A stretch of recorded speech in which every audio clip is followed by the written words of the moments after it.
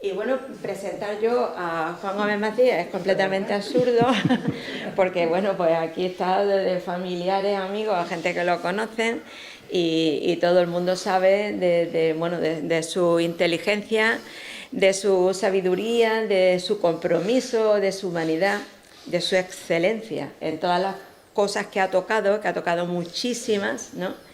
Y que bueno, pues lo avalan en muchísimos foros y en muchísimos lugares. Yo mirando un poco la trayectoria de Juan y así por lo que lo conozco y eso, solamente he encontrado un pequeño agujerillo negro. Y es que probablemente nos esté mintiendo y en realidad tenga en torno a los 600 años y por tanto estemos ante un hombre del Renacimiento, seguramente. ¿No? Muchas gracias. No, seguramente.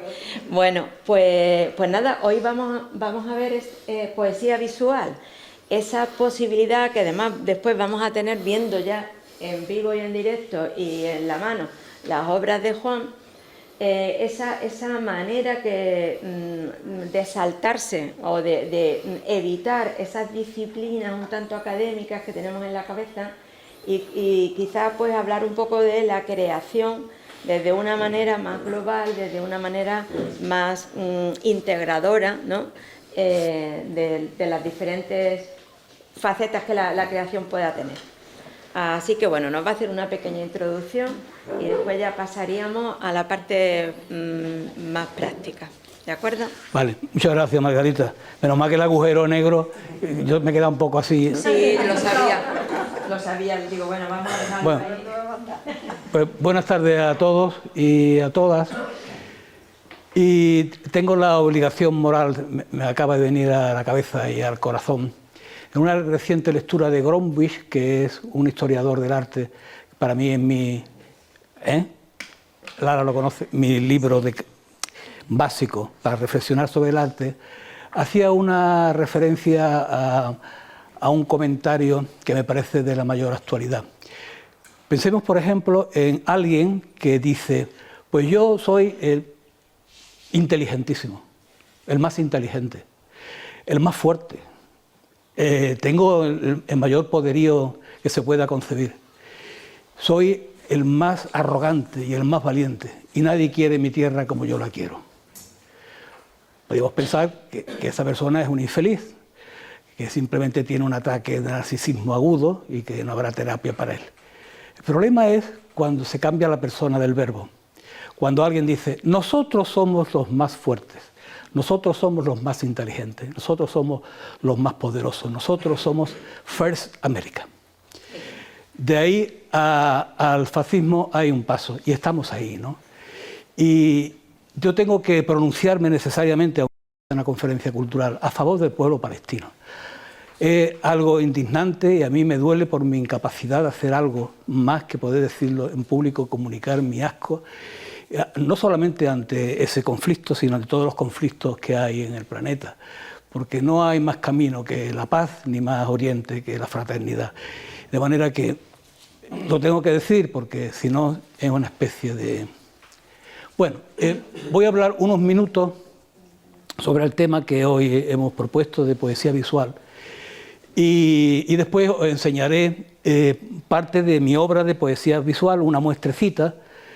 Pues yo empecé haciendo poesía visual sin saber lo que eso era y hay algunos que yo era exactamente un niño y claro, nunca se pudo recoger, pero lo recuerdo como una experiencia muy potente de cómo la acción de creación te posee y son los materiales los que hablan por ti. Poesía visual es poesía para ser vista, como una primera definición. Pero el camino es de la palabra a la imagen. Y verán ustedes, esto se identificó en principio con las vanguardias.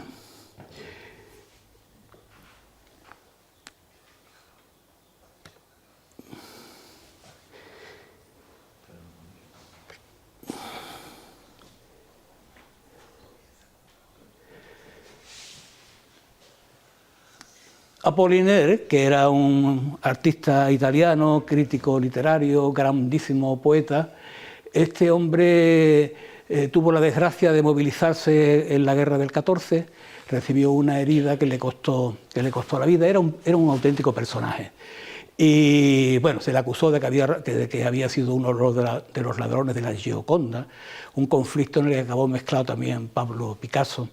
Y bueno, al final no fue nada. La herida, ahora veremos una fotografía, la herida le costó la vida siendo muy joven, y lo único que ganó fue, muy francés, lo hicieron hijo de Francia, le dieron la nacionalidad por el hecho de guerra. Pero las vanguardias están vinculadas al principio del siglo, a 1900, que se produce un acontecimiento de capital importancia, que es la publicación de la interpretación de los sueños. El psicoanálisis y el marxismo fueron las dos grandes conmociones que tuvo el siglo y que ha mantenido, no trastornado, sino trastocado las ideas antiguas. Y de ese descubrimiento de un plano inconsciente que actúa sobre el plano consciente, y que la vía para ir de una gran habitación, el inconsciente, a una pequeña, el consciente, la vía regia, la llamaba Freud, es el sueño, dio paso al surrealismo. Este señor, Apollinaire, es el primero que utiliza la palabra surreal y plantea acciones plásticas y artísticas bajo esa connotación. Pero hasta el año 24, que con el manifiesto surrealista de Breton, realmente no se define lo que hoy entendemos como surrealismo, que ha tenido una influencia en todos los medios expresivos, incluso en la publicidad, también utilizada en la propaganda política. El surrealismo fue un encuentro, más que un descubrimiento, un encuentro con una fuerza de la condición humana verdaderamente muy importante y que pueden desatarse. Apollinaire descubre este tipo de escritura que se llamó caligrama, que quiere decir escribir sobre algo que se puede representar gráficamente, y aquí con letra. Esta es la primera edición de los caligramas de Apollinaire del año 1916. En 1910 ya se dio a conocer la primera obra abstracta de Kandinsky, donde estaban ocurriendo muchísimas cosas al mismo tiempo. Es el momento de las vanguardias, de los ismos. Aquí a este mismo tiempo se está produciendo el cubismo, el futurismo. Hay una tira muy larga de ismos que todos vienen desprendidos del post-impresionismo, pero fundamentalmente del gran descubrimiento que aporta el psicoanálisis.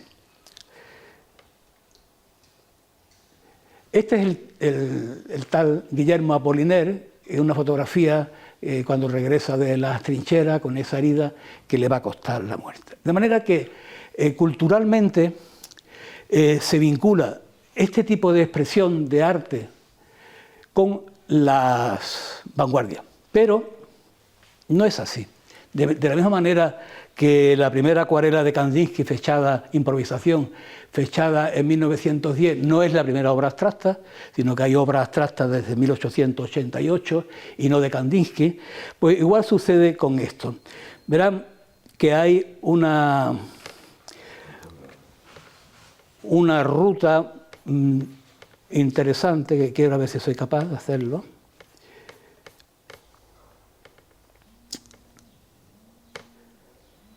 Antes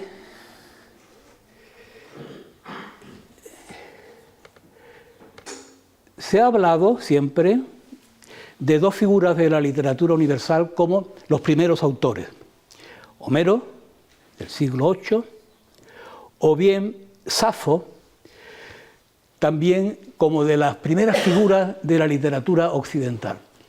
Y aquí me paro un momento, porque nos vamos a referir solamente a Occidente, porque tenemos todo un eurocentrismo muy poderoso, pero si pensamos, por ejemplo, en Persia, las caligrafías persas, que son verdaderamente maravillosas, o los ideogramas del chino, o el japonés, que tiene 4 alfabetos y una escritura alucinante vinculada al budismo zen, Todo eso tenemos que dejarlo aparte, aunque todo eso también forma un mismo cuerpo, porque es la misma especie humana la que concibe y la que realiza.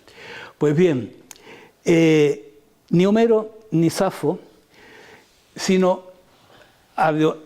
Eneudana es la primera, no sé por qué no se ve entero, pero bueno, se escribe E-N-H, N-E-H, Eneudana. En 2022 se publicó y hubo un gran congreso internacional acerca del enigma de quién fue el primer autor que firmó su obra. Dicho de otra palabra, ¿quién fue el primer poeta de la humanidad?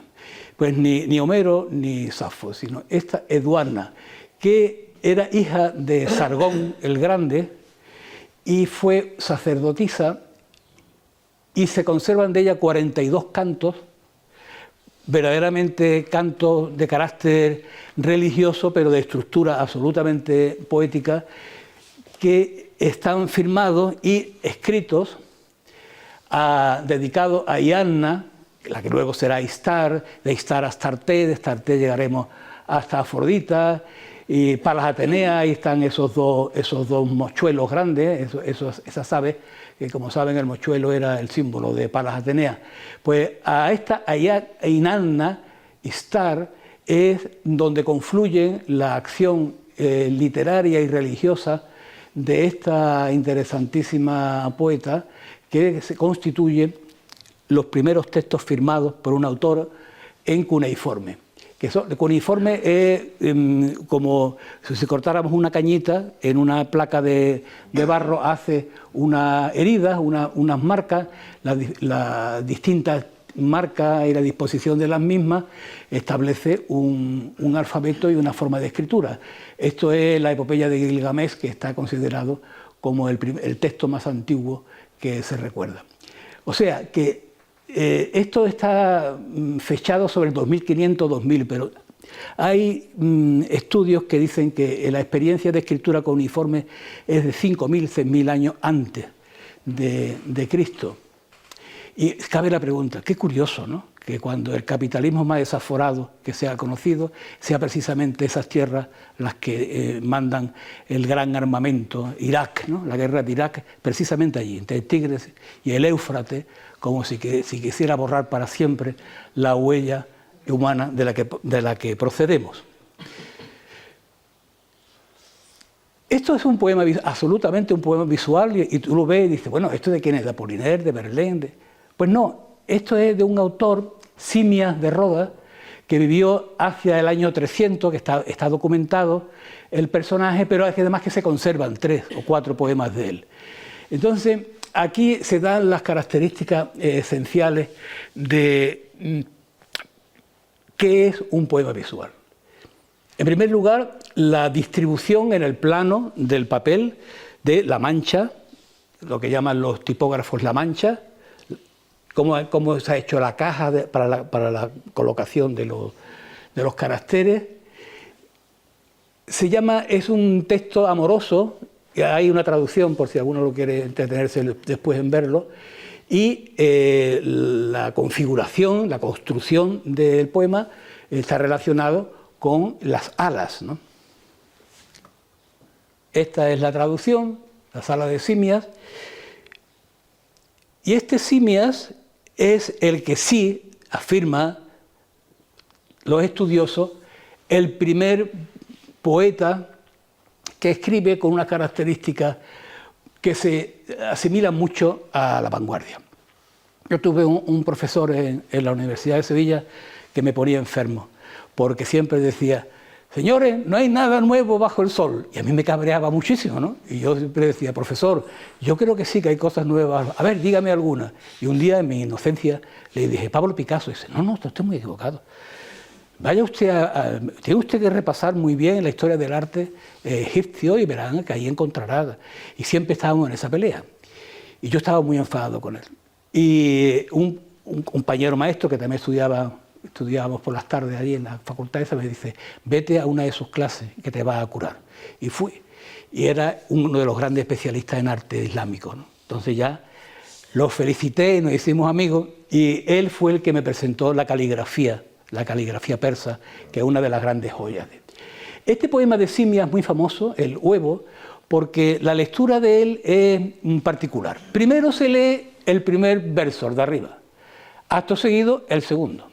Después el segundo de arriba y acto seguido el penúltimo de abajo. Así hasta que el último verso del poema es justamente el central.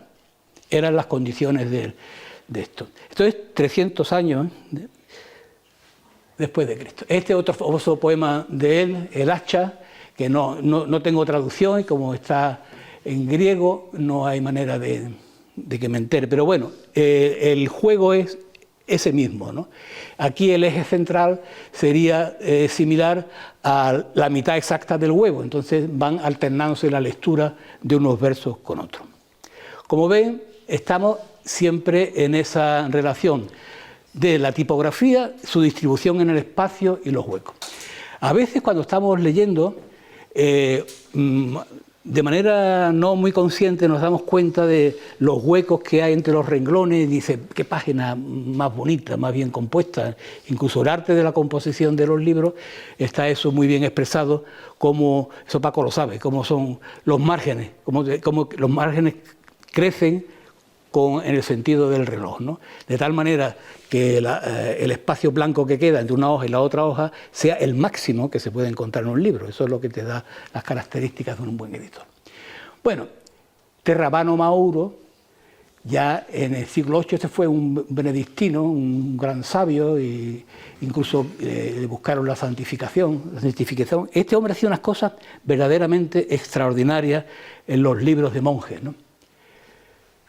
Bueno, ese crucificado sobre un punto de cruz, ¿no? Parece, hecho con letras, y yo no tendré tiempo, pero a mí me gustaría mucho investigar qué claves hay, ¿no?, en esa disposición de letras con respecto a otras disposiciones de letras, y si eso es una especie de sopa de letras, si ahí hay textos ocultos, qué es lo que está este hombre haciendo. Pero fijaros que esto es también muy antiguo, ¿no?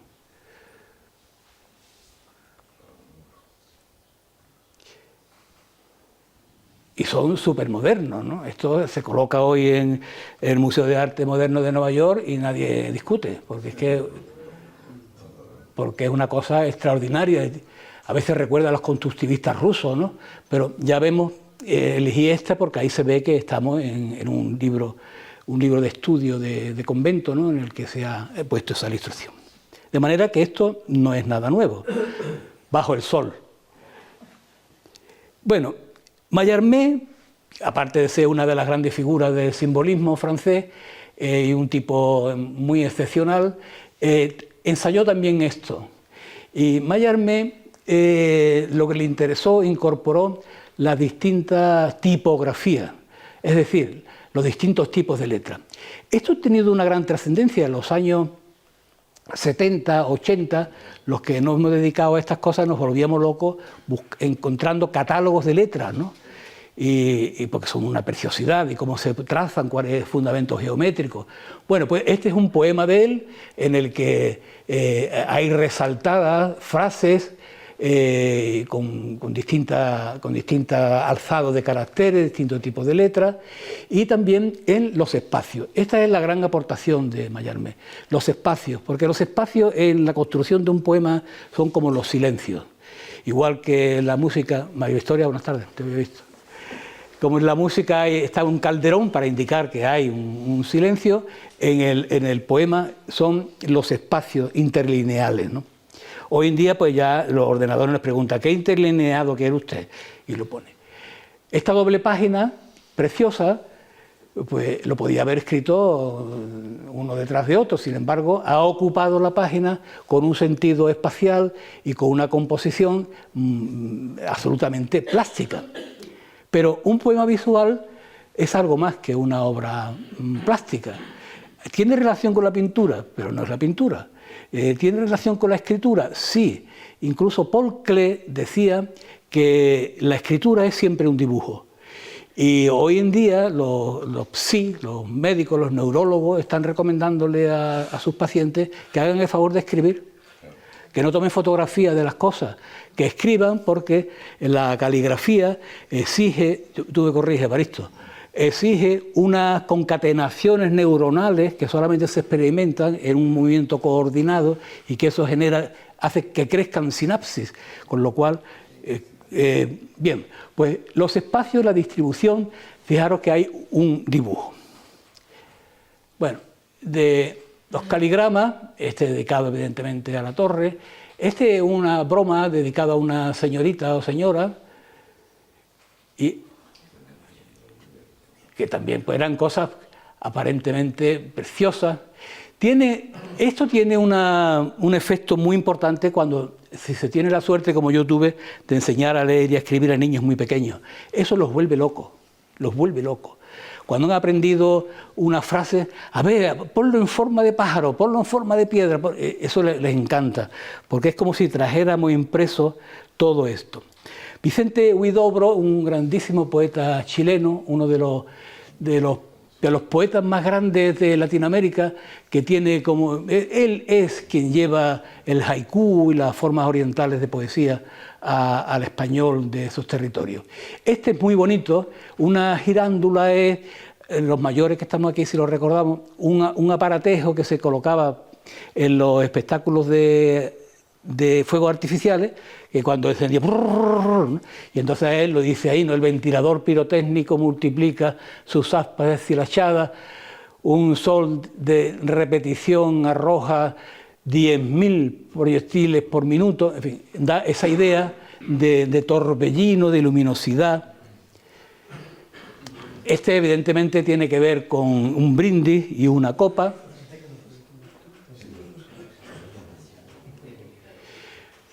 El gran Lorca se aproximó a esto, y esto es uno de sus caligramas más famosos, ¿no? Su firma, siempre con esa mezcla de tragedia que había en toda su vida.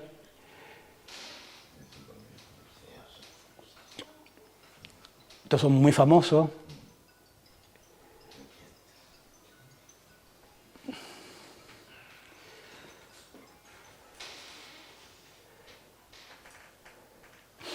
Alberti, que como todo el mundo sabe, quiso ser primero pintor y después se dedicó a hacer su obra poética.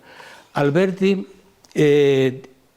ha dedicado mucho de su parte de su obra a este tipo de expresiones plásticas poéticas. Para mí son poemas visuales. Este es antiguo, y digo antiguo porque cuando Alberti se vuelve loco es cuando descubre los rotuladores. Los rotuladores fue para él una de las cosas más grandes y una vez en nuestra casa me dice: Juan, ¿tú usas rotuladores? Y yo dije, sí, tengo algunos. Y acaban de salir unos que eran planos con un bisel. Cuando lo volvió se quedó: esto es fantástico. ¿Dónde? Naturalmente perdí la caja. Yo sé que tú me lo regalas, se lo metí en el bolsillo y lo llevo. Y lo hacía muy rápido, muy hermoso, y cumplía esa doble misión que él tenía de propagandista, por una parte, y por otro, de una grafía muy próxima, si se piensa, a Joan Miró, pero muy eficaz y muy bella, bellísima. Y aquí se dan las condiciones que en esa época tenía la poesía visual, la interacción entre texto y escrito, color, composición. Joan Brossa es el gran artista visual de España. Joan Brossa, él dice ahí, poesía visual no es un dibujo ni una pintura, es un servicio a la comunicación. Joan Brossa fue un hombre genial por su carácter, por su bonomía, un hombre muy querido en Barcelona.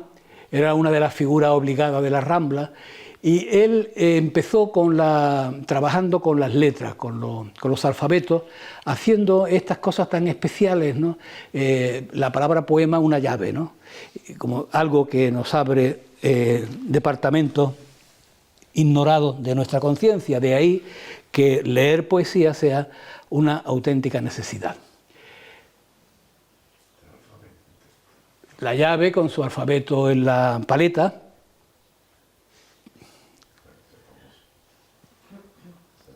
Pues esto es de los más conocidos de él. No solamente se trabaja sobre papel, sino que también hay una línea de todo este trabajo que es bastante extenso. Yo me voy a limitar a las cosas más fundamentales. El poema objeto, donde ya te sales del plano bidimensional y se llegan a hacer este tipo de cosas con la misma intención que si lo hubieras dibujado. O esta es la Spano Olivetti Estudio 44, que nosotros conocemos bien, ¿verdad, Pepe?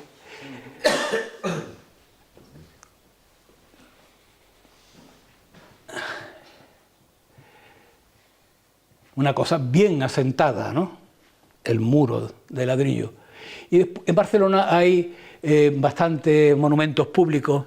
Este dedicado al libro, después hay otro maravilloso de letras con las A, las AES, con esa vocal. Él ha hecho construcciones muy grandes, 10, 12, 14 metros, y hay todo un culto a la obra de Brossa.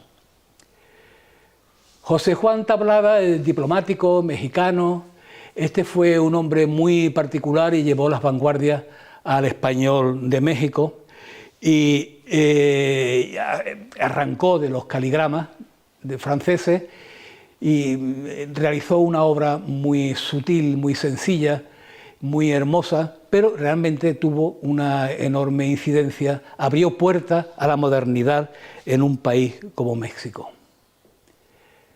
Este del puñal es muy conocido, y el del espejo.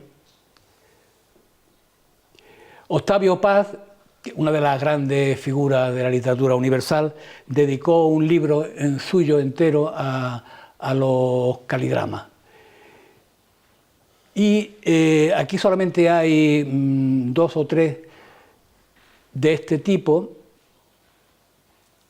pero él trabajó con Vicente Rojo, que acaba de morir. Vicente Rojo, que fue hijo del famoso Vicente Rojo, general de las fuerzas republicanas en el exilio, y este señor se convirtió en el gran pintor mexicano después de los grandes muralistas. Y Octavio Paz hizo colaboraciones con el pintor que se publicaron en su momento. Yo he querido traer nada más estos, que son los más asépticos y que están más en la línea clásica de la poesía. Nicanor Parra, hermano de Violeta Parra, que como saben se suicidó, que padecieron la dictadura de Pinochet. Nicanor Parra tiene una obra poética muy interesante y de un alto contenido político. Por ejemplo, él es muy contundente, de una elocuencia y muy brillante, ¿no?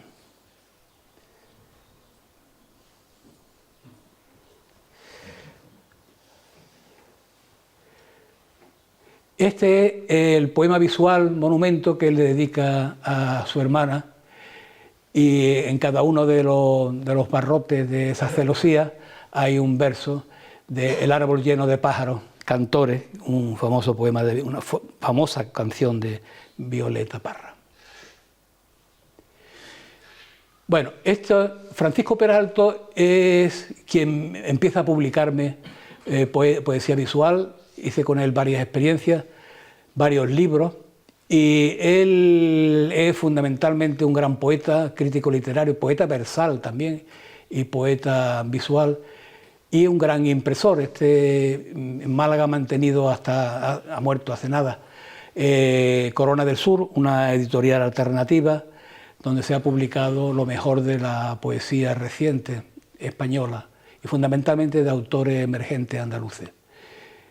Él era fundamentalmente un impresor y su obra era de este carácter y tuvo bastante reconocimiento como artista plástico. Y para nosotros, los más jóvenes, pues nos sirvió de guía, de maestro, y era muy duro, ¿no? Decía, empieza otra vez, era su frase. Cuando veía algún trabajo, decía, empieza otra vez. Bueno, Rafael de Cózar, Fito, un íntimo amigo.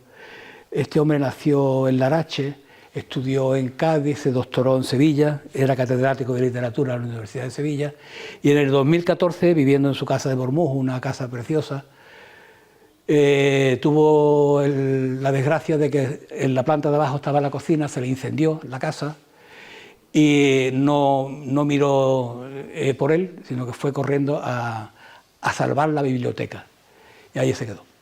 Perdió la vida muy joven, tenía mucho talento. Su tesis doctoral fue sobre poesía visual y está considerado como uno de los grandes expertos sobre esta disciplina.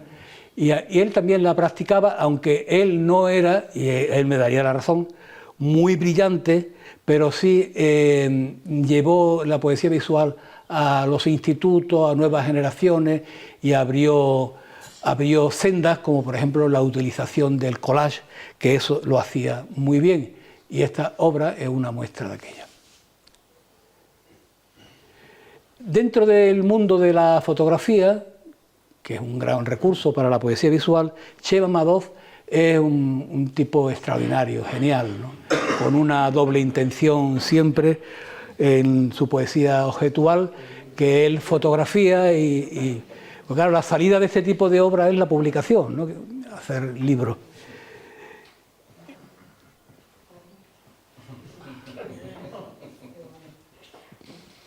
Y siempre hay una paradoja, ¿no? Siempre una doble intención. Y bueno, que otra cosa es la acción poética, sino generarte asombro, ¿no? Lo que no le resta belleza formal, una de las cosas que hace Shema, ¿no?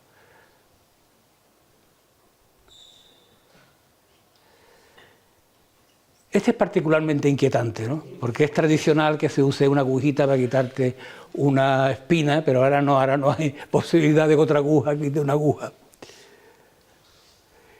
Este es el último de Shema, ese teclado. Aquí no se puede advertir, pero curiosamente los límites del teclado, uno es un libro de Benito Pérez Galdós y el otro de su amante, de la Pardo Bazán. Entonces, para el observador atento, pues cae en la cuestión, nos está diciendo algo más, ¿no? que esta especie de broma, de ocurrencia, de hacer un teclado con una estantería. Bueno, ahora vamos a empezar con lo mío. Vamos a hablar de lo mío. Yo empecé a hacer intervenciones de carácter de lírica, plástica, muy pequeño. Y aquí he traído algunas cosas. Esta es de 1991 en un certamen, encuentro internacional que hubo en Cádiz de poesía experimental. Y me invitaron, presenté mi proyecto, me lo pagaron y lo pude hacer. Sobre la idea de Vereda, está dedicado a Federico García Lorca, y es una pieza construida con plástico, papel, tierra vegetal, limones, y es un camino que mide 25 metros. Ocupaba todo el espacio de la sala y era muy bonito las reacciones del público, sobre todo los niños. Los niños tenían una afición que no vean, todos querían correr por dentro.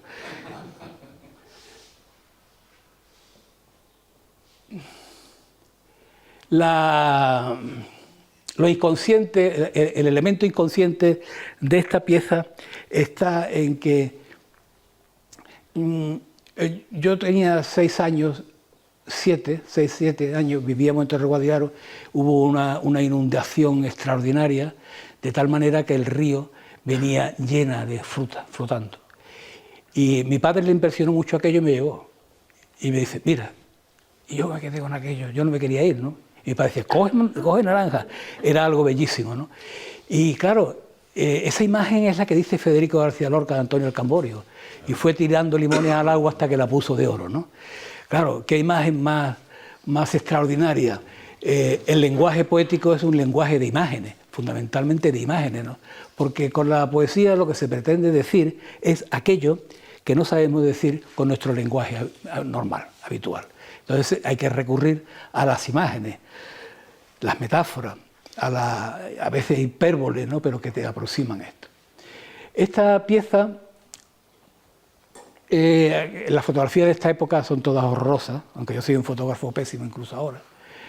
Esta pieza se expuso se estrenó, digamos, en el Museo de Cádiz y después viajó a una exposición en Estados Unidos. Tiene unas 250 piezas, 3 metros de diámetro y figura una fuente. Entonces los círculos están en una proporcionalidad phi de número de oro y las piezas son, como veis, una especie de tronco que abrazan una pieza de acetato, el color está flotando en el acetato y se sustenta sobre la base de madera.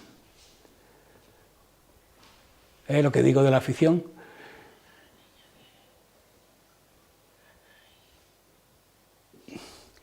Esta pieza la hice en 2007 en una exposición que me organizaron en Motril y unos días antes de mandar para allá los cajones con las obras ocurrió algo muy habitual, que es que a Motril llegan muchas barcas cargadas de inmigrantes y saltó a las noticias una escena muy estremecedora porque estaba una investigación de que había desaparecido un bebé en la barca. Y una pobre mujer, Fátima, cuando la Guardia Civil la ayuda a bajar de la barca con esas mantas que ponen, ella llevaba en la mano un chupete y solo decía, yo niño no, yo niño no. O sea, que su niño lo había tenido que arrojar al agua, ¿no? Y entonces yo le dediqué esta pieza en homenaje a Fátima, que la conservo porque, bueno, son 3 vasos de cristal, son muy antiguos, uno está lleno de oropel, el otro es chupete de caucho y el otro es tierra, ¿no? Las cosas que buscaba, la fantasía que traía la emigrante, el testimonio de la muerte de su bebé y la patera. Esto se corresponde ya con ese Francisco Peralto. Edité con él muchas cosas, otros están en libros muy grandes, no los he traído. Esa caligrafía hicimos 2 obras, una de caligrafía en la que habíamos unos 40 o 50 artistas, cada uno elegimos un tema, yo elegí el tema de las manos y las flores y escribí esto. Yo os voy dando las cosas y ustedes las pasáis. Pero el trabajo con él, con Paco Peralto, que era muy especial, no consistía en hacer esto y él hacer esto, no. Eso lo imprimía él. Pero yo tenía que ir a su imprenta y con una imprenta de mano de principios del 19 imprimir mi nombre. Primero ponerlo los tipos de plomo, e imprimirlo. Imprimir los 25 o 30 ejemplares, firmarlos, él se quedaba con un testimonio y... ¿Y dónde está esa imprenta? Esa imprenta está a la salida de Málaga, Julio Serrano se llama la calle. Hicimos también cosas de este tipo sobre una colección de sonetos que tenían que ser visuales y este es el que yo hice, que son de las publicaciones que pudimos hacer.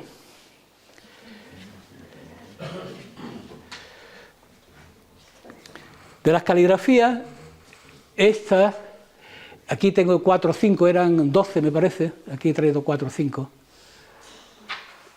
Esta Diamond está dedicada a Goethe, que Goethe decía que todos los seres humanos tenemos dentro un daimon. La definición de daimon, que bueno, que es un término clásico, griego creo, ¿no? Es que todos los seres tenemos dentro una fuerza irresistible, inevitable, en ello nos va la salud y la vida, de hacer en la vida lo que realmente tenemos que hacer, esa fuerza interior, ¿no? Eso es lo que Goethe llamaba daimon. Y ahí está escrito en un sentido y en el otro. En muchas de mis caligrafías aparece eso, escrito así, escrito cruzado, escrito en vertical, superposición.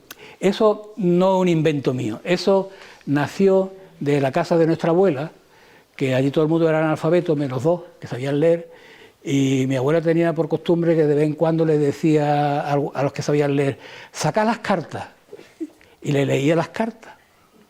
Y sobre todo las postales del sobrino, el tío, el abuelo que había estado en Filipinas, que había estado en la guerra de Marruecos, y en aquella época el papel era carísimo y la tinta también, entonces se escribía en un sentido, y después se le daba la vuelta, se escribía en otro, y sobre una misma superficie podía ir 4 textos, ¿no? Eso es precioso, sobre todo si el calígrafo es bueno, y yo lo imité y hice cosas de este tipo.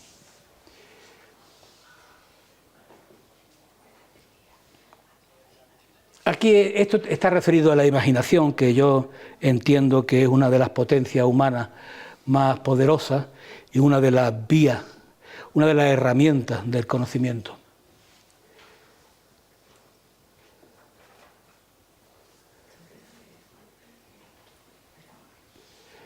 Bueno, esto es también otro trabajo que hicimos con Paco Peralto, que nos puso a decir, ahora hacerme 50 cosas como si fuerais niños. Claro, eso ya es difícil, ¿no? Como un niño. Entonces, pues, trabajando eso, que te ocupa mucho tiempo y que es muy rico, muy enriquecedor, yo me acordé de que cuando era muy pequeño, mi madre que bordaba hilos de seda, había unas bobinitas que iban liadas con una presa de celofán y su marca era Cometa. Y pude encontrar una, y entonces cometa, hice una cometa, ¿no? Como las cosas que yo hacía cuando era así pequeño, ¿no? Esto ya es de una colección.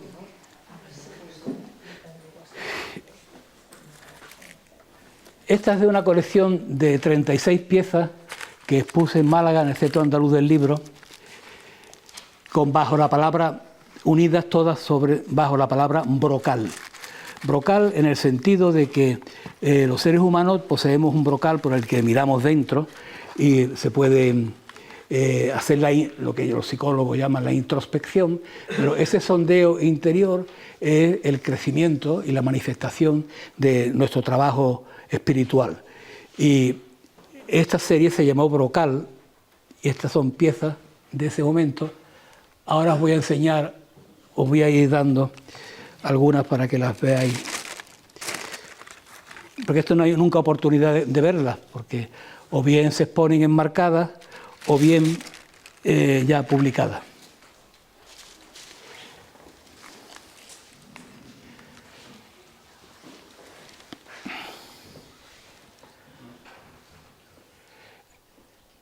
Este que se ve ahí es uno de mis favoritos.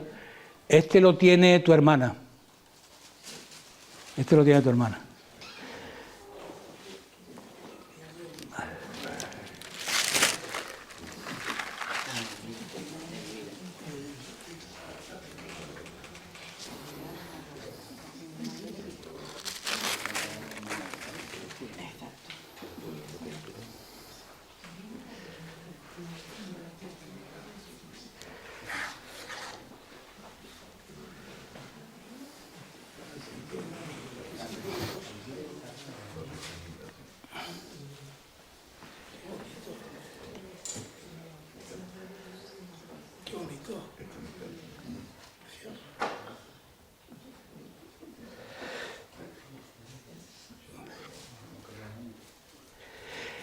Este que tengo proyectado ahí ahora, este es de otra colección diferente. Este es un homenaje a Samuel Beckett, que es uno de mis autores favoritos, el de Esperando a Godot. Y Samuel Beckett, su último libro, muy poco antes de morir, siendo ya un anciano y bien provesto, el libro se llamaba Letanías, y eran frases muy pequeñas, versos muy cortos, hasta que se quedó con una sola palabra. What. Eso lo repitió en un montón de poemas, era what, ¿qué? Ahí se quedó Samuel Beckett. Y yo le hice este poema visual. Este sí está publicado.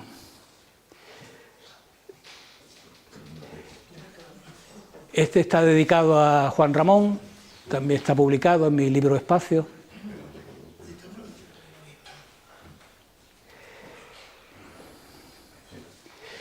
Este también es dedicado a Juan Ramón. Las mañanas de oro, que él hablaba desde su azotea. Pero bueno, mostrarlo es para que hagáis una idea de cómo es en realidad, ¿no?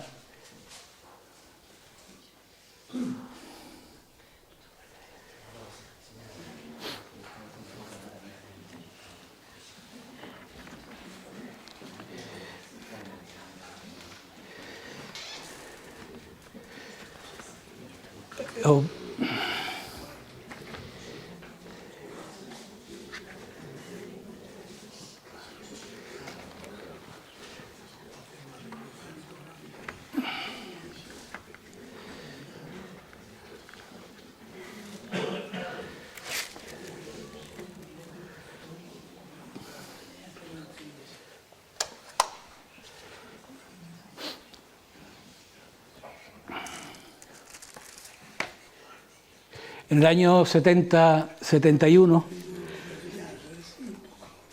cuando yo fui a estudiar para ser maestro de escuela en Sevilla, pues los domingos yo me ponía en la calle Sierpe a vender las cositas que yo hacía y bueno, o sea, a veces me reportaba unos beneficios para poder sobrevivir.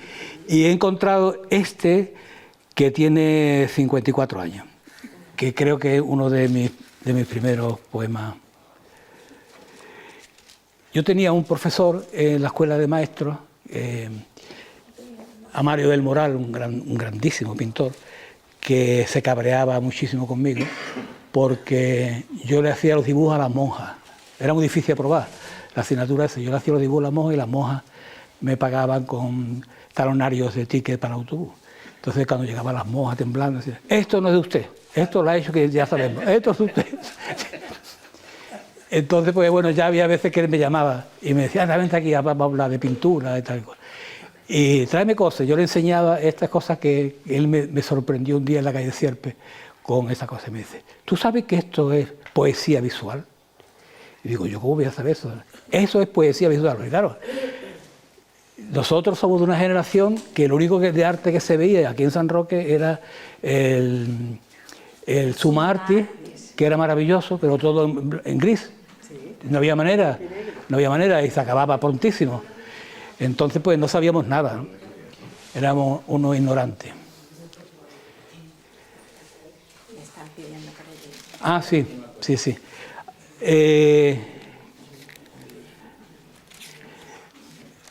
Bueno, os voy a enseñar primero esto.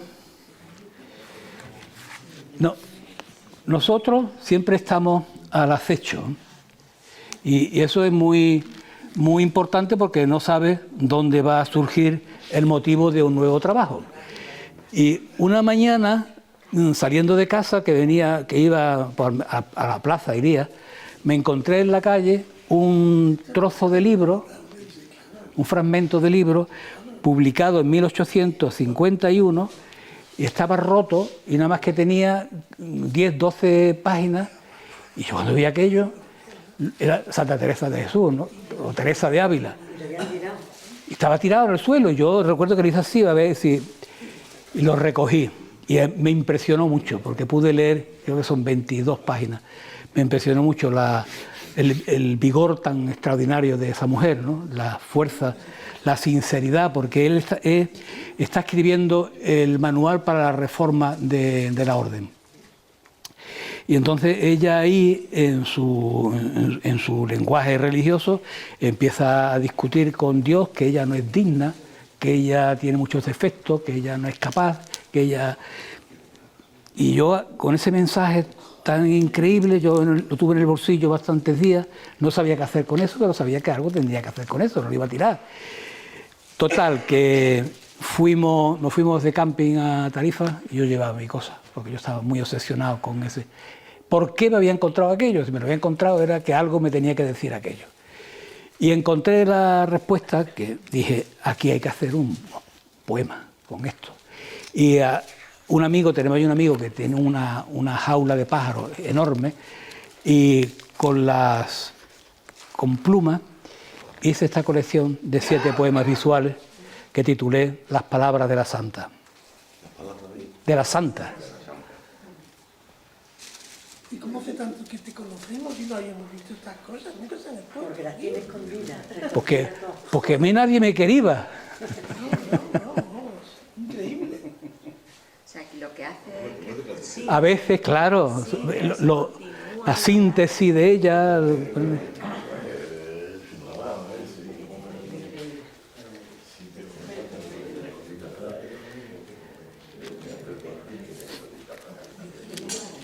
De otra colección, que no quiero cansar, pero ya que los tengo aquí, ¿no? De otra colección que se llama De este lado del alma, son estos que están vinculados a un hermano, a Miguel Vázquez. Esto también lo hemos visto también. ¿Perdón? Está vinculado a un libro de Miguel.